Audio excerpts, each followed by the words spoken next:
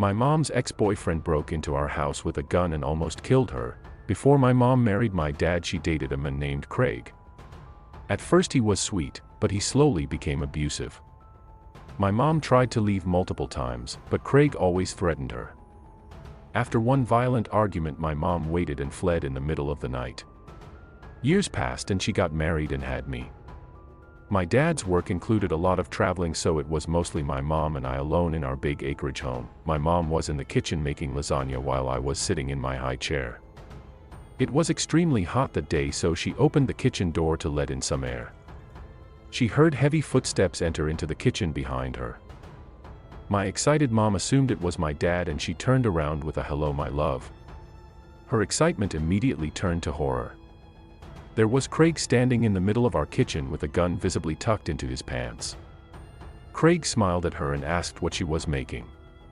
My mom mustered enough courage and said lasagna. She was physically shaking as Craig sat himself down beside me. He playfully pinched my cheek and I laughed at him. My mom was holding back tears as she finally asked what he was doing in the house. Craig said he just wanted to visit my mom and he would leave when he was done eating. When the lasagna was ready, she served it to him. My mom took me and sat across from Craig so she could keep an eye on him. Craig said he still had her things at his house and she was welcome to get them. My mom said she didn't need any of it and he could throw it out. Craig started to get agitated and said she threw him away like garbage too. Craig said she was acting tough, but he knew deep down inside she was still the stupid girl he had dated.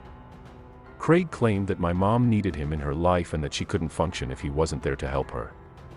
He said he needed to be there to raise me because my dad was ever around, so he was never be able to protect my mom or I. Craig said if he was crazy he could have easily kidnapped us or done things to my mom because my dad was a PSSY who couldn't protect what was his.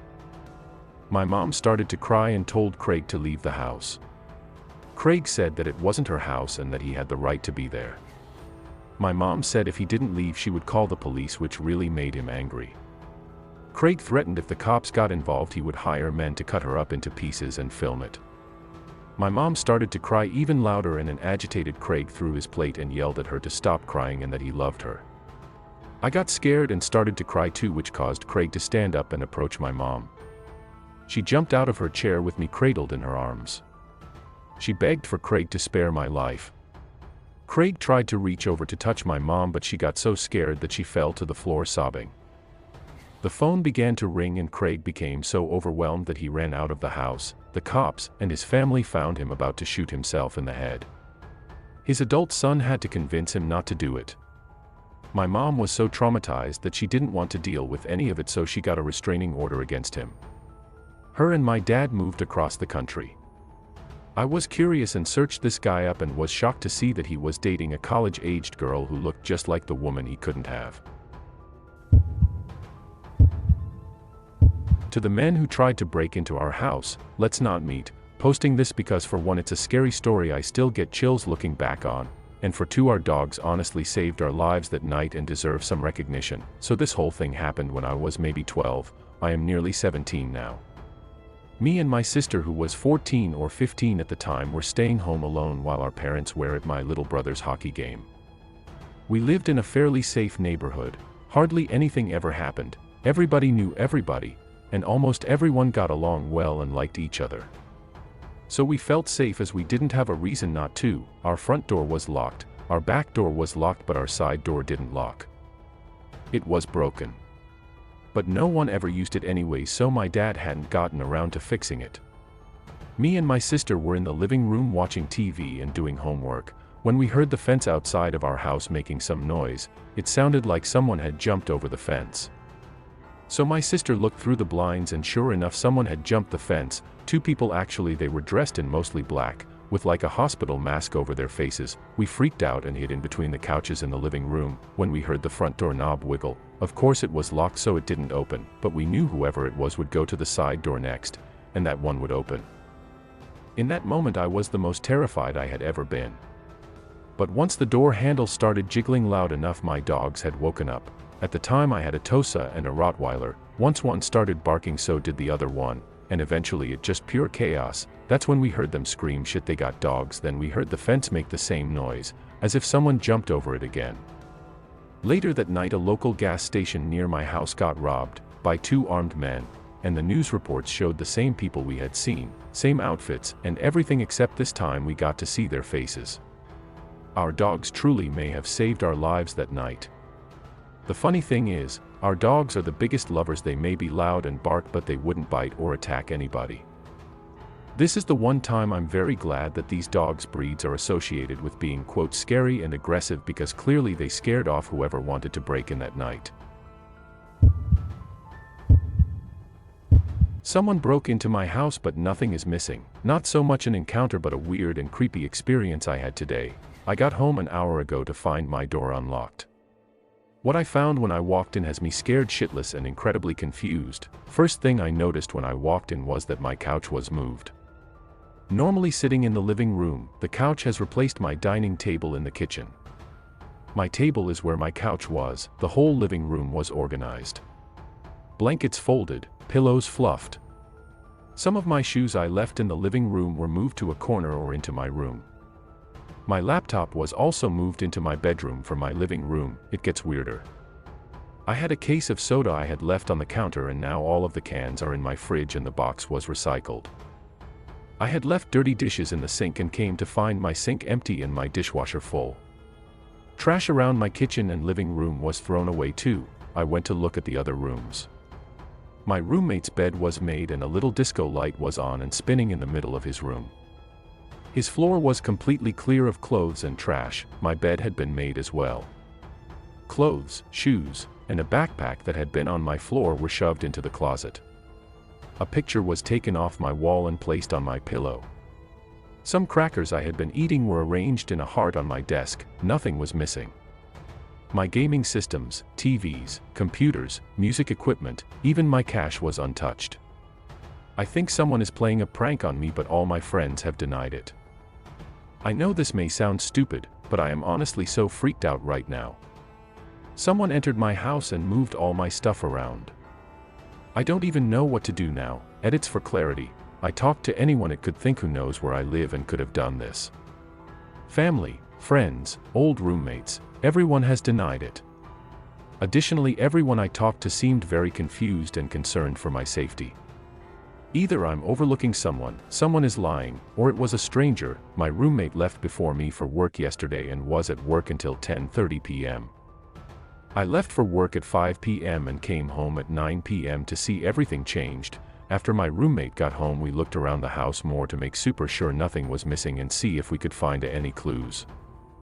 The only thing I can find that is gone is my deodorant. We did find some more weird stuff though that makes it feel more like a prank. A PS4 controller was placed on the top shelf of a kitchen cabinet where we keep chips. Shaving cream from our bathroom was placed on top of a record player in the spare room. Toothpaste was moved from the bathroom counter and tucked away behind some stuff under the sink. We also found a pair of sunglasses neither of us have seen before. Edit PT 2. Holy shit. 2 people in the comments mentioned that this reminded them of Charles Manson's creepy crawlies. I was confused, so I did some research and that sounds exactly like what happened to me. Literally one article mentioned instances of couches being switched with dining room tables. This definitely gave me chills. But myself and a lot of my friends are into stuff like serial killers and crime docs. I wouldn't be surprised if one of my friends knew this fact about Manson and is trying to fuck with me. I have been reading the comments and honestly taking a lot of them into consideration. I checked briefly for listening devices or cameras but didn't find anything suspicious in light fixtures or cabinets. I didn't check super well though, cause I'm also in the middle of finals trying to write a paper, but I cannot focus on anything. I've posted more about the experience on my other socials. No one has admitted to anything. Lots of my friends are throwing around guesses as to who did it, but nothing. I honestly can't tell if anyone is lying. Everyone seems genuinely as confused and or concerned as me. But as some PPL have mentioned, it's definitely possible that someone was trying to mess with me thinking it was funny and is now ashamed/embarrassed based on my serious reaction. I personally think I have every right to be really fucking freaked out by this.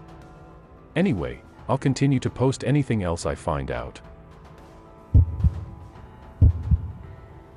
The time a stranger broke into my house and knew my name. This happened when I was 14.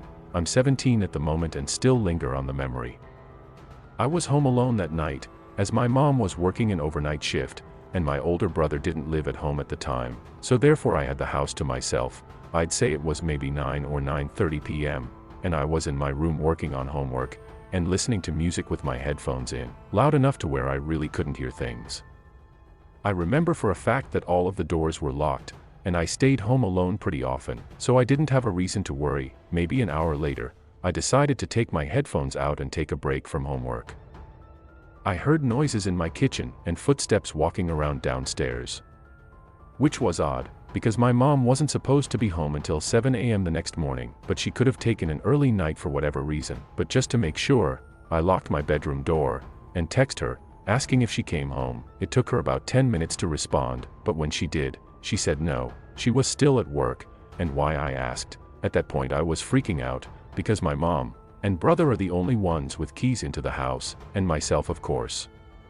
So I decided to text my brother. Sure enough, he said no, he wasn't in the house, so I told both him and my mom about the situation, and my brother wasn't far from the house, so he said he would be there soon. And to call the cops. As I was trying to find a hiding spot in my room with my phone to call the police, I heard my name called from downstairs. That got me thinking, did whoever was in the house know me personally, a family friend maybe?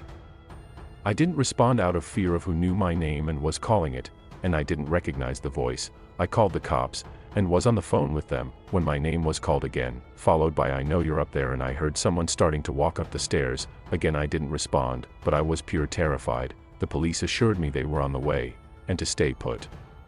I was still texting my brother, while this was all happening. He informed me he was 5 minutes away. That's when I heard the front door slam. After I heard the door slam, about 5 minutes later, the police arrived, and assured me it was them and that I could come out. Shortly after my brother arrived back home, the police looked around the property, and all over the house, but there was no trace of whomever was once here. However, there was damage on the door, and lock from being forged open, and looked to be done by some sort of tool to pick the lock. Everything turned out okay, because nothing was taken, oddly enough. But the upsetting part is whomever was in my house wasn't found. From that night forward though, we got cameras installed, and got a better lock.